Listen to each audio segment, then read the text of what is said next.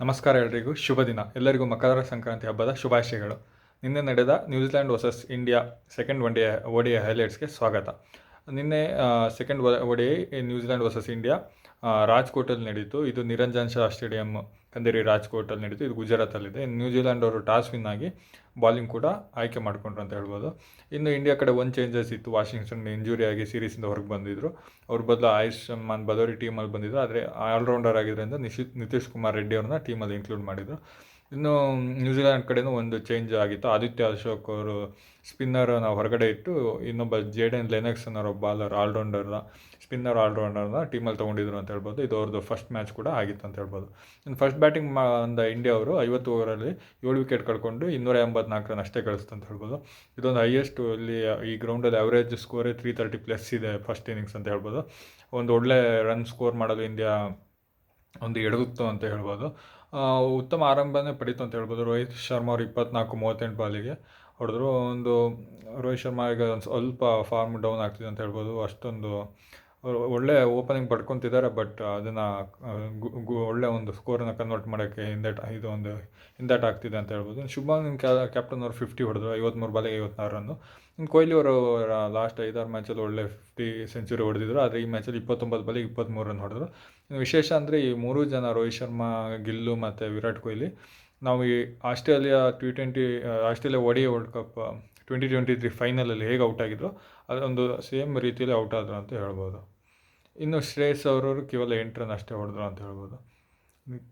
KL Rahul ಅವರು ಒಳ್ಳೆ batting ಪ್ರದರ್ಶನ ಮಾಡಿ ಒಂದು ನಾಟ್ಔಟ್ ಆಗದೆ 112 ರನ್ ಹೊಡೆದ್ರು 92 ಬಾಲಿಗೆ. ಅವ್ರದ್ದು ಕಾಂಟ್ರಿಬ್ಯೂಷನ್ ಇದು ಚೆನ್ನಾಗಿತ್ತು ಅಂತ ಹೇಳ್ಬೋದು. ಜಡೇಜ್ ಅವರು 44 ಬಾಲಿಗೆ 27 ರನ್ ಹೊಡೆದ್ರು. ವಿಕೆಟ್ ಹೋದಾಗ ಒಂದು ಪಾರ್ಟ್ನರ್ಶಿಪ್ ಬೇಕಿತ್ತು, ಹಾಗಾಗಿ ಸ್ವಲ್ಪ ಸ್ಲೋ ಆಡಿದ್ರು. ಅದನ್ನು ಗುಡ್ ಸ್ಕೋರ್ ಆಗಿ ಕನ್ವರ್ಟ್ ಮಾಡೋಕ್ಕೆ ವಿಫಲ ಆದರು ಅಂತ ಹೇಳ್ಬೋದು. ಇನ್ನು ನಿತೀಶ್ ಕುಮಾರ್ ರೆಡ್ಡಿ ಅವರು 21 ಬಾಲಿಗೆ 20 ಒಂದು ಸ್ಮಾಲ್ ಕಾಂಟ್ರಿಬ್ಯೂಷನ್ ಕೊಟ್ಟರು ಅಂತ ಹೇಳ್ಬೋದು. ಹರ್ಷಿತ್ ರಾಣಾ ಅವರು 2, ಹಾಗೆ ಸಿರಾಜ್ ಅವರು ನಾಟ್ಔಟ್ ಆಗದೆ 2 ರನ್ ಹೊಡೆದ್ರು ಅಂತ ಹೇಳ್ಬೋದು. ನ್ಯೂಜಿಲೆಂಡ್ ಒಳ್ಳೆ ಬಾಲಿಂಗ್ ಪ್ರದರ್ಶನ ಕೊಡ್ತು. ಹೋದ ಮ್ಯಾಚಲ್ಲಿ ಒಳ್ಳೆ ಬಾಲಿಂಗ್ ಪ್ರದರ್ಶನ ಕೊಟ್ಟಿದೆ.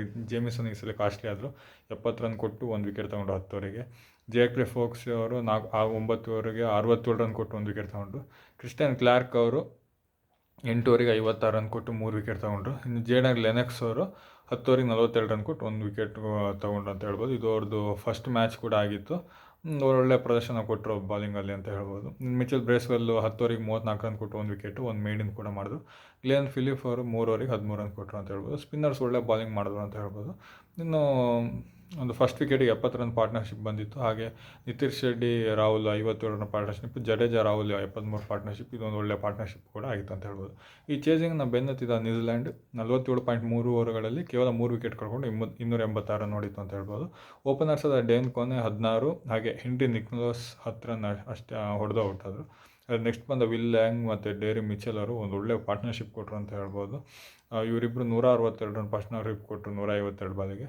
ಇನ್ನು ವಿಲ್ ಲ್ಯಾಂಗ್ ಅವರು 98 ಬಾಲಿಗೆ 87 ಹೊಡೆದು ಔಟ್ ಆದರು. ಹಾಗೆ ಡೇರಿ ಮಿಚೆಲ್ ಅವರು 117 ಬಾಲಿಗೆ 131 ರನ್ ಹೊಡೆದ್ರು. ಡೇರಿ ಮಿಚೆಲ್ ಆಗಿ ರೀಸೆಂಟಾಗಿ 2ನೇ ಪ್ಲೇಸಿಗೆ ಬಂದಿದ್ದಾರೆ ODI ರ್ಯಾಂಕಿಂಗಲ್ಲಿ. ಹೀಗೆ ಇವ್ರ ಫಾರ್ಮ್ ಕಂಟಿನ್ಯೂ ಆದಾದರೆ ಕೊಹ್ಲಿಯಿಂದ ಹಿಂದಕ್ಕೆ ಫಸ್ಟ್ ರ್ಯಾಂಕಿಗೆ ಕೂಡ ಹೋಗ್ಬೋದು ಅನ್ಬೋದು. ಕೇವಲ 1 ಪಾಯಿಂಟ್ ಅಷ್ಟೇ ವೇರಿಯನ್ಸ್ ಇರೋದು. ಗ್ಲೆನ್ ಫಿಲಿಪ್ಸ್ ಅವರು ಲಾಸ್ಟಲ್ಲಿ ನಾಟ್ಔಟ್ ಆಗದೆ 25 ಬಾಲಿಗೆ 32 ರನ್ ಹೊಡೆದು. ಇಂಡಿಯಾದ ಪರ ಯಾರು ಅಷ್ಟೊಂದು ಒಳ್ಳೆ ಬಾಲಿಂಗ್ ಪ್ರದರ್ಶನ ಕೊಟ್ಟಿರಲಿಲ್ಲ. ಸ್ಪೀಡ್ ಬಾಲರ್ಸ್ ಆದ ಸಿರಾಜ್ ಅವರು 9 ಓವರಿಗೆ 41 ಎಕಾನಮಿಕಲ್ ಬಾಲಿಂಗು. ಹರ್ಷಿತ್ ರಾಣಾ ಅವರು 9.3 ಓವರ್ಗಳಲ್ಲಿ 1 ಮೇಡಿನ್ ಸಹಿತ 52 ರನ್ನು, 1 ವಿಕೆಟು, ಓಕೆ ಬಾಲಿಂಗ್. ಪ್ರಸಿದ್ಧ ಕೃಷ್ಣ ಅವರು 9 ಓವರ್ 49, 1 ವಿಕೆಟು, ಓಕೆ. ಅದೇ ನಿತೀಶ್ ಕುಮಾರ್ ಅವರು 2 ಓವರಿಗೆ 13, ರವೀಂದ್ರ ಜಡೇಜ್ ಅವರು 8 ಓವರಿಗೆ 44. ಆದರೆ ಕುಲ್ದೀಪ್ ಯಾದವ್ ಅವರು 10 ಓವರಿಗೆ 82 ರನ್ ಕೊಟ್ಟು 1 ವಿಕೆಟ್ ಪಡ್ಕೊಂಡ್ರು ಅಂತ ಹೇಳ್ಬೋದು. ಸ್ವಲ್ಪ ಎಕ್ಸ್ಪೆನ್ಸಿವ್ ಆದರು ಅಂತ ಹೇಳ್ಬೋದು. ಇದಿಷ್ಟು ನ್ಯೂಜಿಲೆಂಡ್ ಬಾಲಿಂಗ್ನ ಇದಾಗಿತ್ತು. ಇನ್ನು ವಿಲ್ ಲ್ಯಾಂಗ್ ಮಿಚೆಲ್ 162, ಹಾಗೆ ಫಿಲಿಪ್ ಮಿಚೆಲ್ 78 ರನ್ ಪಾರ್ಟ್ನರ್ಶಿಪ್ ಕೂಡ ಕೊಟ್ಟರು ಅಂತ ಹೇಳ್ಬೋದು. ಇನ್ನು ನ್ಯೂಜಿಲೆಂಡ್ ಅವರು ODIಯಲ್ಲಿ ಇಂಡಿಯಾದಲ್ಲಿ ಹೈಯೆಸ್ಟ್ ರನ್ ಚೇಸ್ ಮಾಡಿದ್ರಲ್ಲಿ ಇದು ಫೋರ್ತ್ ಈ ಮ್ಯಾಚ್ ಬರುತ್ತೆ. 285, 348 ಹ್ಯಾಮಿಲ್ಟನಲ್ಲಿ ಮಾಡಿದರು. ಅಕ್ಲ್ಯಾಂಡಲ್ಲಿ 307 ಮಾಡಿದರು.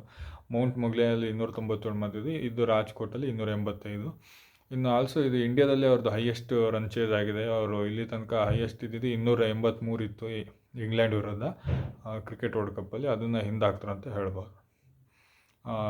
ಡೇರಿ ಮಿಚೆಲ್ ಅವರು ಲಾಸ್ಟು 4 ODIಯಲ್ಲಿ ಇಂಡಿಯಾ ಮೇಲೆ ಒಳ್ಳೆ ಆಡಿದ್ದಾರೆ. 130, 134, 84, 131 ಈ ಮ್ಯಾಚಲ್ಲಿ ನಾಟ್ಔಟ್ ಆಗ್ತದೆ. ಇಷ್ಟು ಇವತ್ತಿನ ಕ್ರಿಕೆಟ್ ಸುದ್ದಿ ಆಗಿತ್ತು. ಧನ್ಯವಾದಗಳು.